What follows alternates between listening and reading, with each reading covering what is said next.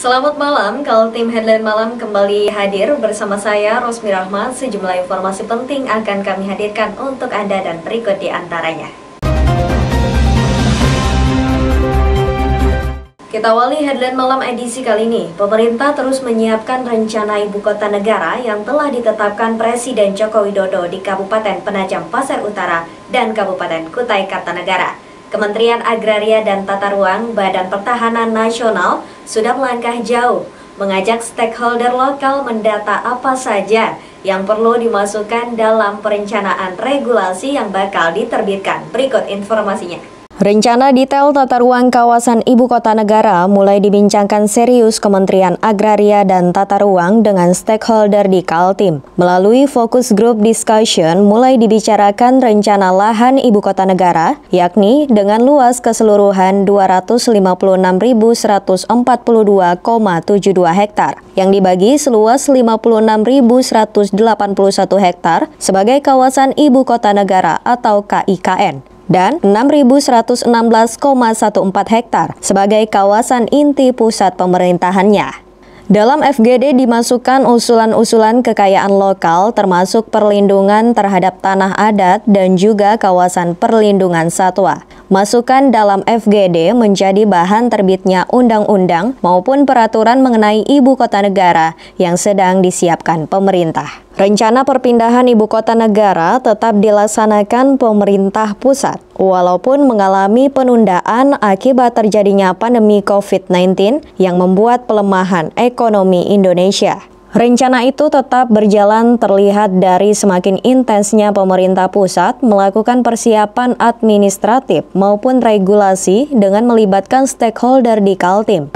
Kalau melihat ini sih, sepertinya kalau dari tata ruang juga sudah diatur, ya tetap aja sih jalan untuk rencana IKN, nggak ada penundaan, mungkin ada ya, tapi tidak pembatalan.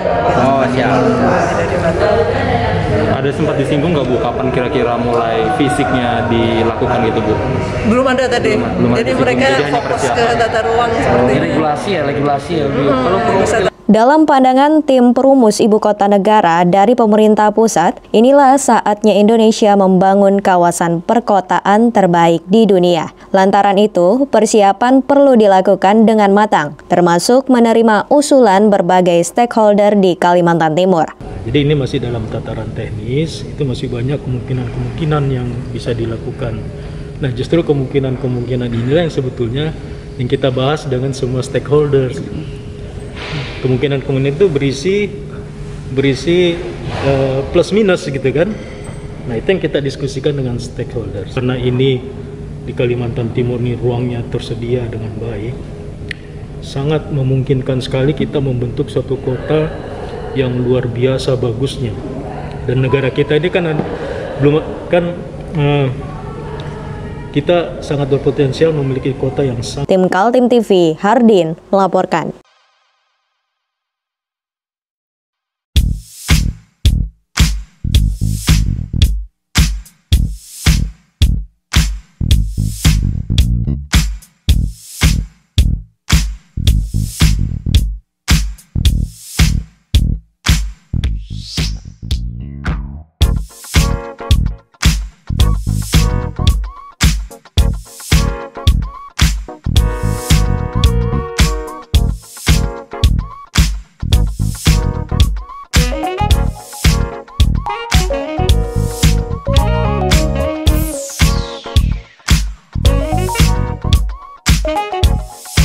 Turun tangannya tim Reskim Mabes Polri melakukan operasi kegiatan penambangan batu bara secara liar di Sebulu Modern Kabupaten Kutai Kartanegara, dibenarkan Dinas Energi dan Sumber Daya Kaltim. Instansi itu turun bersama dan memastikan arealnya berstatus tanah negara. Berikut informasinya.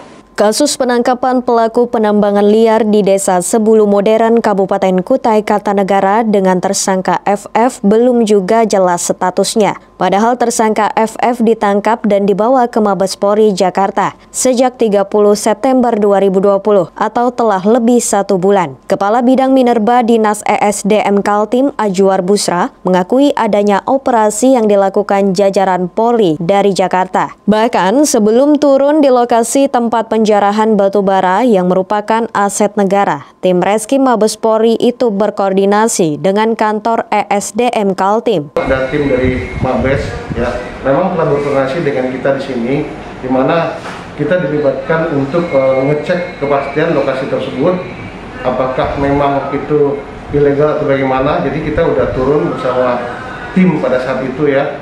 Jadi ternyata yang didapati aktivitas itu adalah di lokasi PT Tanito Harum. PT Tanito Harum ini adalah satu perusahaan PKP 2B generasi 1 yang izinnya dikeluarkan oleh pemerintah pusat. Jadi beberapa waktu yang lalu PKP 2B Tanito Harum ini memang telah habis masanya. Tim Reskim Mabespori selain menahan pengusaha berinisial FF dan membawanya ke Mabespori Jakarta, juga memasang polis lain di lokasi penambangan liar. Sejumlah alat berat seperti eksavator dan belasan dump truck tidak boleh digerakkan sebagai barang bukti di lapangan. Kaltim TV telah melihat situasi lapangan dan mengambil video-video penyitaan alat-alat berat yang dikenakan polis lain. Menurut warga di sekitar, perusahaan beroperasi di sana sudah sejak lama. Jadi beberapa waktu yang lalu PKP 2B Tanito Harum ini memang telah habis masanya. Dan sekarang statusnya masih dalam proses. Apakah itu nanti akan diperpanjang atau bagaimana? Inilah yang menjadi anjang daripada para illegal mining ini untuk melakukan aktivitas. Ya, karena tidak ada dikoordinir.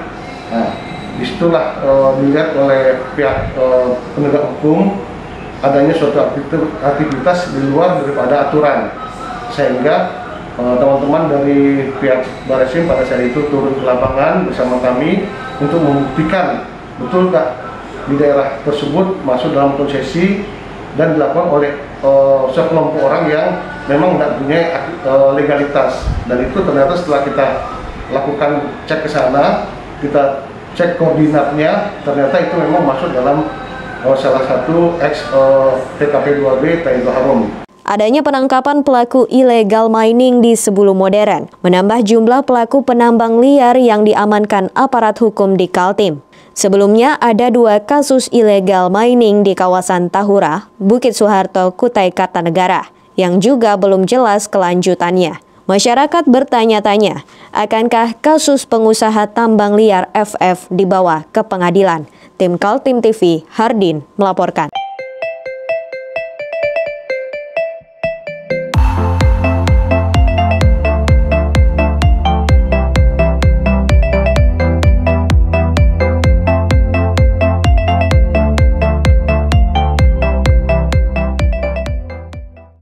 Kita beralih ke informasi selanjutnya. Gubernur Kaltim Isra Nur memutuskan tidak ada perubahan upah minimum provinsi atau UMP antara tahun 2020 dengan 2021. Besarannya tetap 2,98 juta rupiah.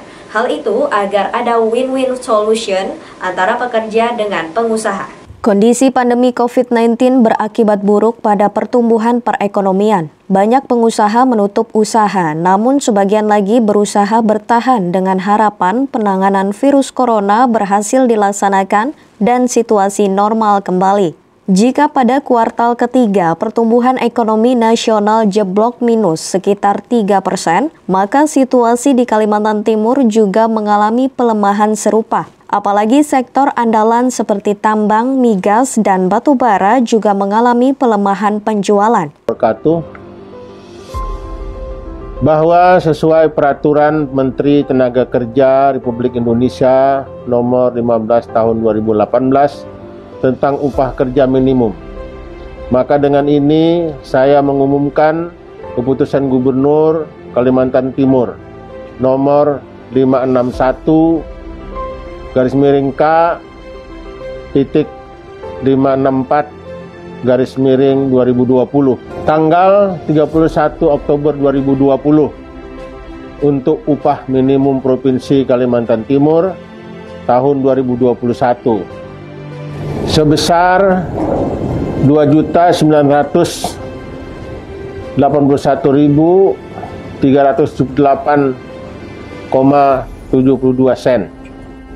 Nilai ini sama dengan upah minimum Provinsi Kalimantan Timur tahun 2020.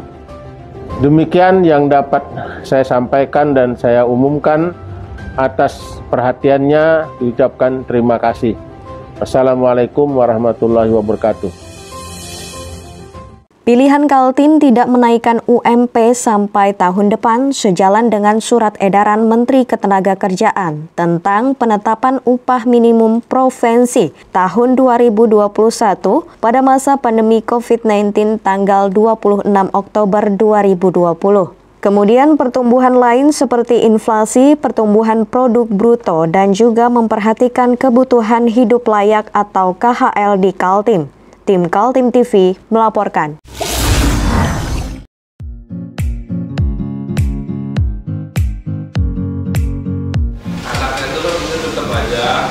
Cara mudah beriklan digital di Kaltim TV.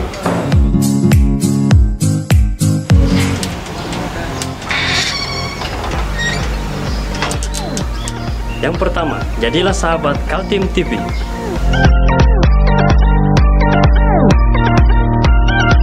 Dengan Rp1.000.000, para sahabat mendapat 20 kali tayang di slot berita kamu.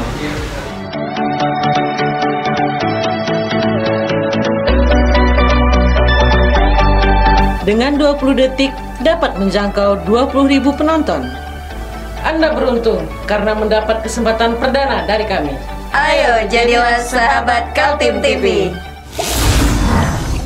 Kejaksaan Tinggi Kaltim sudah menyelesaikan penyidikannya terhadap 2 orang tersangka pelaku tindak pidana korupsi. Kedua tersangka berinisial Y dan N adalah Direktur dan Komisaris Perusahaan PT Agro Kaltim Utama, serta mitra kerjanya yang merugikan negara sebesar 29,7 miliar rupiah.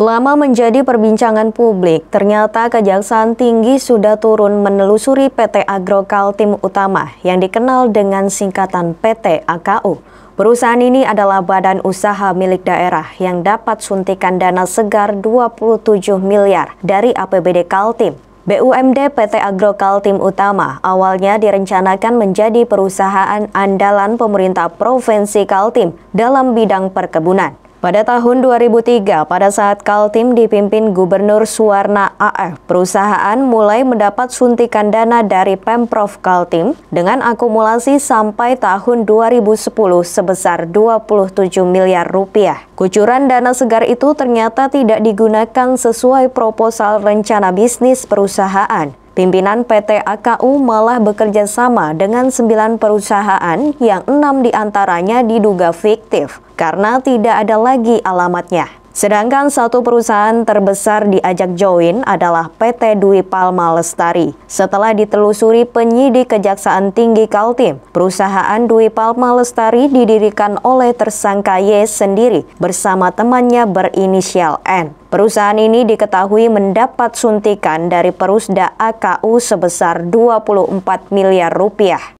Dalam kasus ini adalah penyertaan modal dari Provinsi Kalimantan Timur sebesar 27 miliar ya.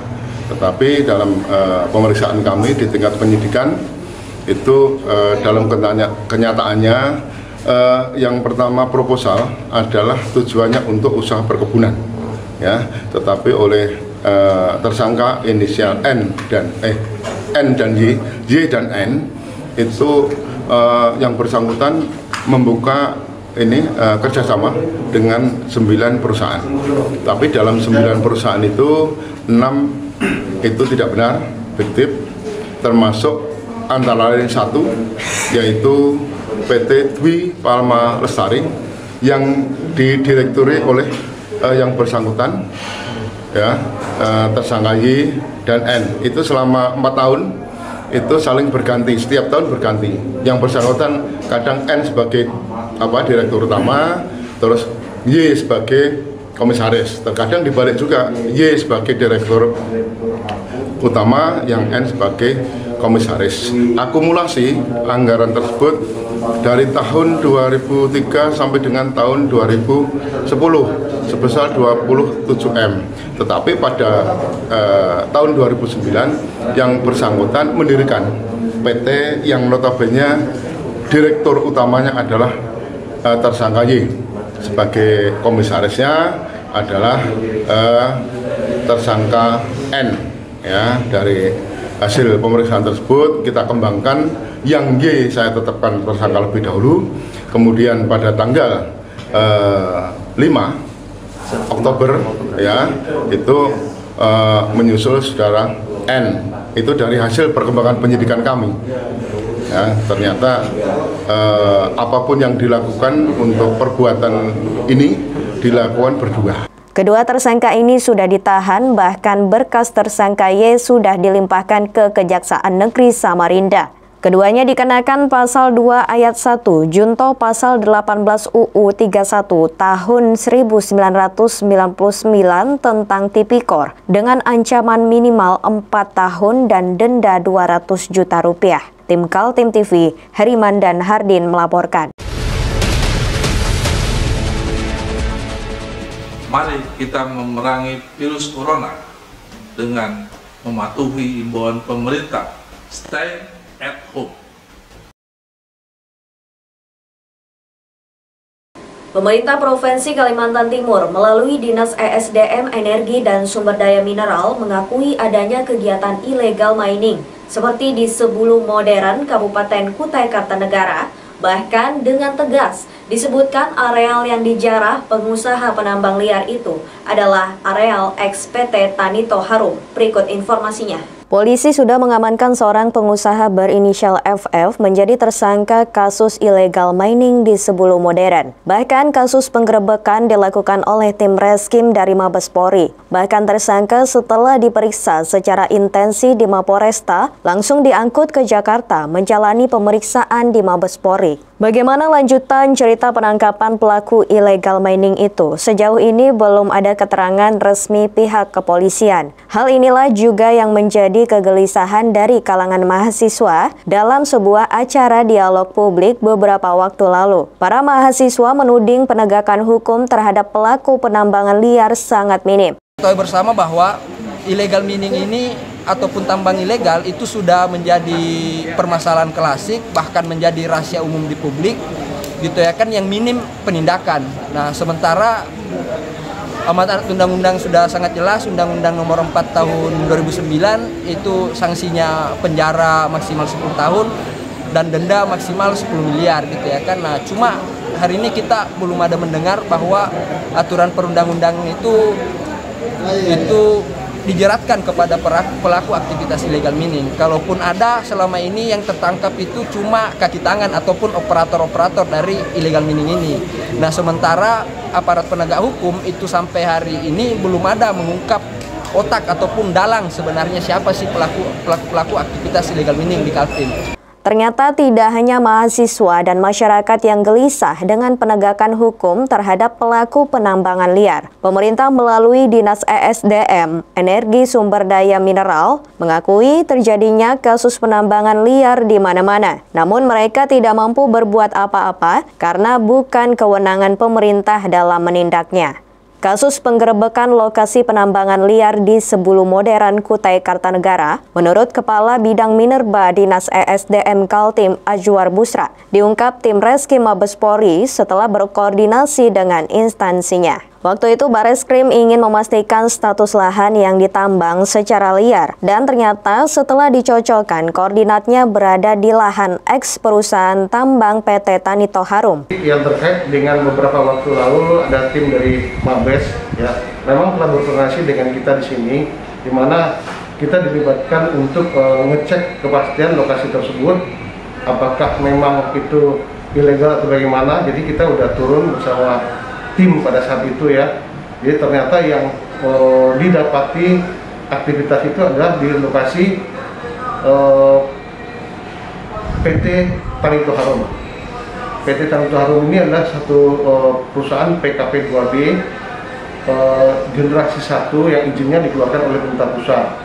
Jadi beberapa waktu yang lalu PKP 2D Pentaharum ini memang telah habis masanya. Dan sekarang statusnya masih dalam proses. Apakah itu nanti akan diperpanjang atau bagaimana? Inilah yang Kini kasus illegal mining sudah terang benderang, masyarakat menunggu pihak berwenang. Apakah sungguh-sungguh menjaga aset negara berupa sumber daya mineral di Kalimantan Timur? Tim Kaltim TV, Hardin melaporkan.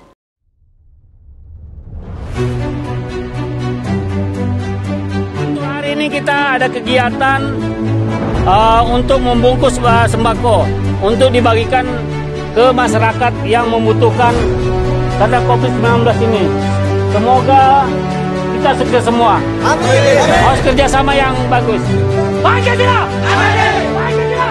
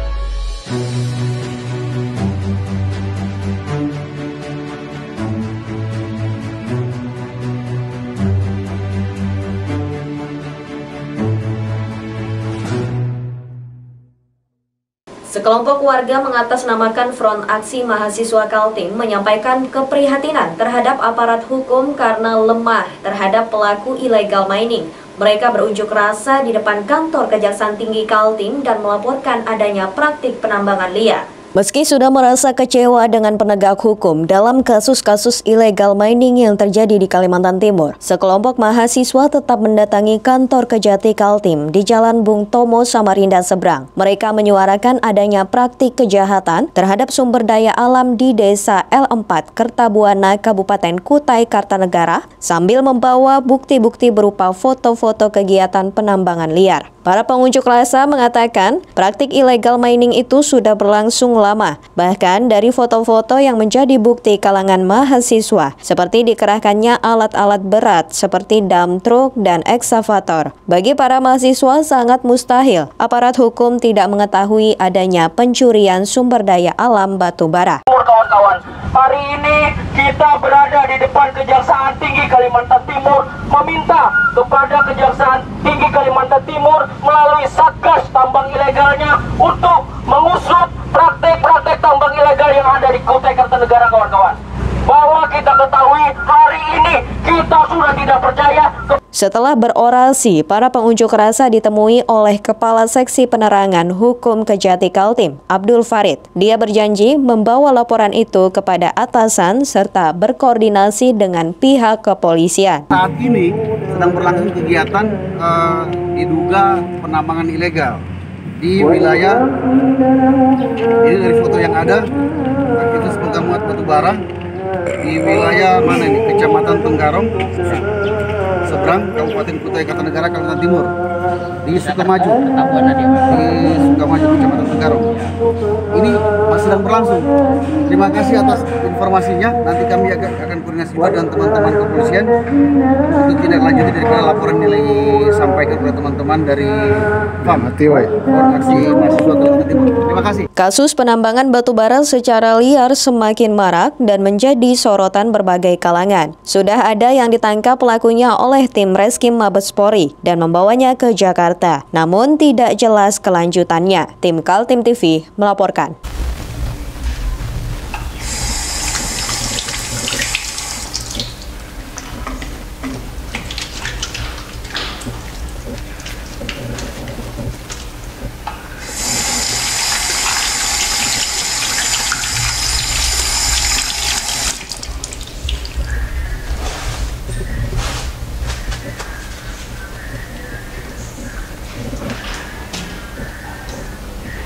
Meskipun di rumah saja, kita tetap selalu menjaga kesehatan, cuci tangan, menggunakan hand sanitizer.